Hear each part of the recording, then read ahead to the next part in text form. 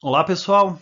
A ideia agora é explicar um pouquinho mais o Congresso de Viena, que foi a resposta que as potências europeias tiveram à derrota de Napoleão. Quando eles derrotaram Napoleão, a Europa estava uma bagunça, ela estava uma zona, e agora eles precisavam arrumar a casa.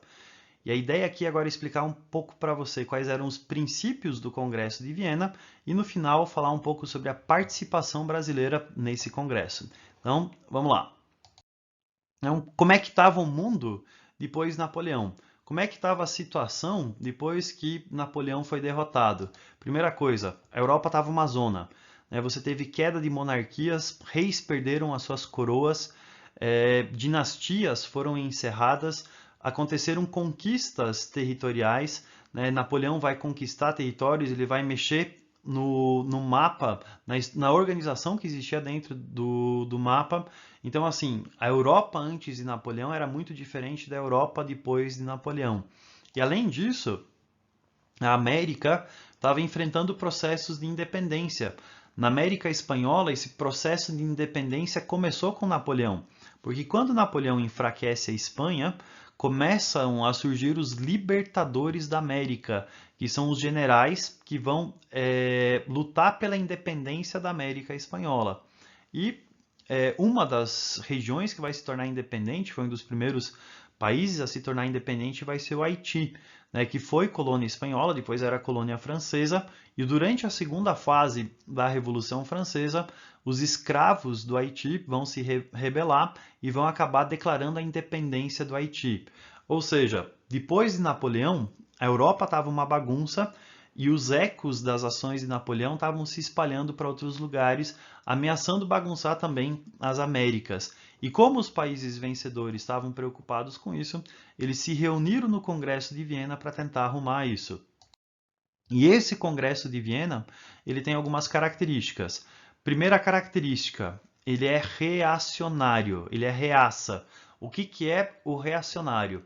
O reacionário ele é o contrário do revolucionário. O revolucionário é o cara que quer mudar as coisas. Ou seja, eu tenho a forma como as coisas estão hoje, o status quo, e eu quero mudar, eu quero fazer mudanças na situação como ela está hoje. Esse é o revolucionário. O reacionário é aquele que ou quer que as coisas permaneçam como elas estão, tipo, não muda o jeito que ela está, ou quer que as coisas voltem a ser como elas eram antes. Então, o reacionário é alguém que ele não quer mudança.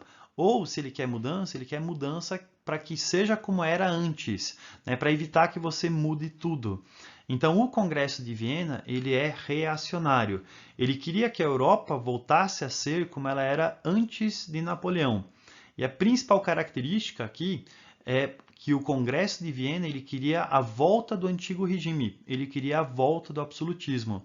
Se Napoleão bagunçou o antigo regime, se Napoleão foi uma ameaça para o absolutismo, se toda essa Revolução Francesa e Aeronapoleônica quis acabar com o antigo regime dentro da Europa, o Congresso de Viena queria que o antigo regime permanecesse por mais tempo, que o antigo regime e o absolutismo conseguissem subsistir.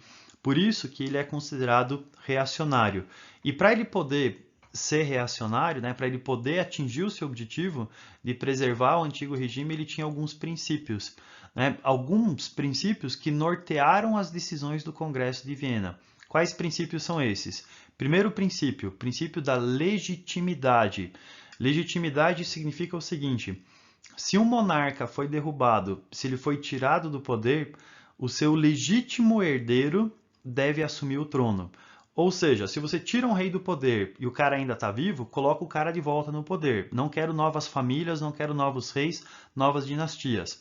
Se o cara não está mais vivo, o legítimo herdeiro dele, se nada tivesse acontecido, se não tivesse Napoleão, quem seria o herdeiro dele? Essa pessoa volta a assumir o poder. Ou seja, as antigas coroas, as antigas dinastias, as antigas famílias deveriam assumir o poder. Tá? Então, esse é o princípio da legitimidade. Segundo princípio, o princípio da territorialidade. O princípio da territorialidade significa o seguinte: se você, durante a era napoleônica, aproveitou esse momento para conquistar territórios, agora é hora de você devolver esse território para o seu legítimo dono. Então, o princípio da territorialidade era um princípio para fazer com que o mapa fosse mais ou menos igual ao que ele era antes de Napoleão. A França teve que devolver uma série de territórios que foram conquistados aqui. Agora é interessante que o Congresso de Viena ele queria manter um certo equilíbrio entre as potências. Então, os reinos germânicos, por exemplo, eles queriam se unificar e se transformar num único império, mas o Congresso de Viena falou assim, não, isso a gente não quer, vocês vão ficar poderosos demais, né? A gente não quer que esse tipo de coisa aconteça. Então, esse princípio da territorialidade era para devolver territórios e manter um certo equilíbrio entre as potências europeias. Qual que é a ideia do princípio aqui do equilíbrio? Napoleão se tornou poderoso demais, e como ele se tornou poderoso demais, ele se deu o direito de conquistar outros territórios porque ele sabia que iria derrotá-los.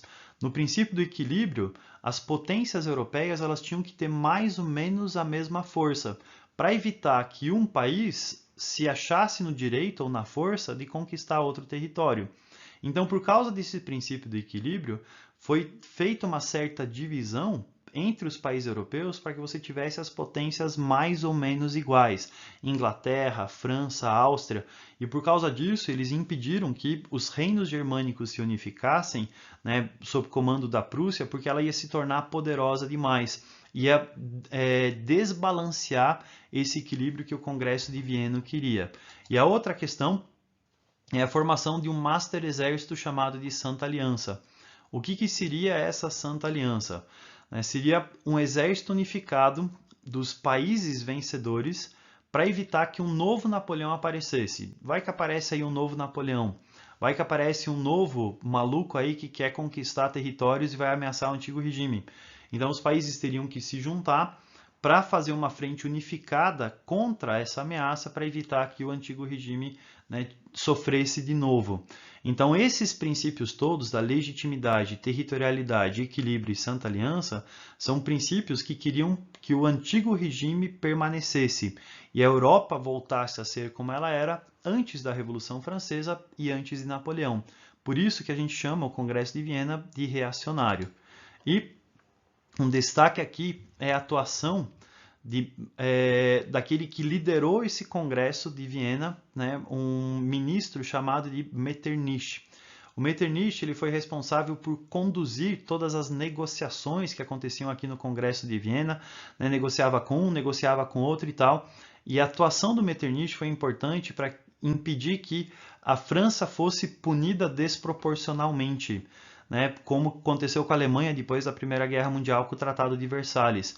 Então a atuação do Metternich era para trazer esse equilíbrio e evitar que a França fosse dividida, detonada, punida de uma maneira desproporcional por causa das ações de Napoleão. Tá? Então a gente teve uma atuação muito política, diplomática muito boa aqui desse ministro chamado de Metternich.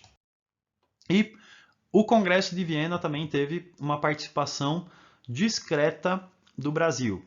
Esse cara que está aqui nesse retrato é Dom João VI, o rei de Portugal, que fugiu aqui para o Brasil por causa de Napoleão. E quando ele estava aqui, veio a notícia da derrota de Napoleão e o Dom João VI queria participar desse Congresso de Viena. Então o que ele fez? Ele elevou o Brasil à condição de Reino Unido de Portugal, Brasil e Algarves. O que significa isso? O Brasil, politicamente falando, deixa de ser a colônia de Portugal e passa a ser a metrópole do Império Ultramarino Português. Ou seja, o Brasil agora é quem manda. Tá? Então, se o Brasil é quem manda e Dom João VI está aqui no Brasil, então ele podia participar dessas ações do Congresso de Viena. Ele manda representantes, não é ele mesmo que vai, ele manda representantes para o Congresso de Viena na tentativa de pegar indenizações ou na tentativa de participar dessas negociações. Os representantes têm uma atuação extremamente discreta, eles são mais ouvintes do que qualquer coisa, e a consequência da participação brasileira no Congresso de Viena, ou a consequência para o Brasil do Congresso de Viena, foi que nós tivemos que devolver a Guiana Francesa. Quando Napoleão invade Portugal e Dom João VI vem para cá, Dom João VI quer se vingar de Napoleão. Então o que ele faz? Ele manda soldados invadir a Guiana Francesa, né, os nossos soldados invadem a Guiana Francesa e anexam o território da Guiana Francesa ao Brasil como uma vingança de Dom João VI contra Napoleão. Só que, Congresso de Viena, princípio da territorialidade, a gente acaba devolvendo esse território para eles. Tá? Então, territorialmente falando, a gente teve que devolver a Guiana Francesa. Politicamente falando, nós fomos elevados à condição de Reino Unido de Brasil, Portugal e Algarves por causa desse Congresso de Viena. Essa foi a consequência que nós tivemos para nós. Para encerrar isso, o Congresso de Viena quis parar a roda da história. Você teve uma série de mudanças que começaram com Iluminismo, independência dos Estados Unidos, Revolução Francesa, Era Napoleônica, e o Congresso de Viena quis barrar isso. Ele quis parar a roda da história, ele quis parar toda essa marcha que estava acontecendo. Ele consegue frear ela por um período de tempo. Mas logo depois vão acontecer as chamadas revoltas liberais, revoluções liberais, que vão fazer com que a roda da história continue a girar. Né? Então, isso que a gente teve do Congresso de Viena, né, foi uma tentativa de parar a marcha da história, mas a marcha da história ela é imparável, ela continuou a acontecer apesar do Congresso de Viena. Certo? É isso que você precisa saber sobre o Congresso de Viena. Abraço.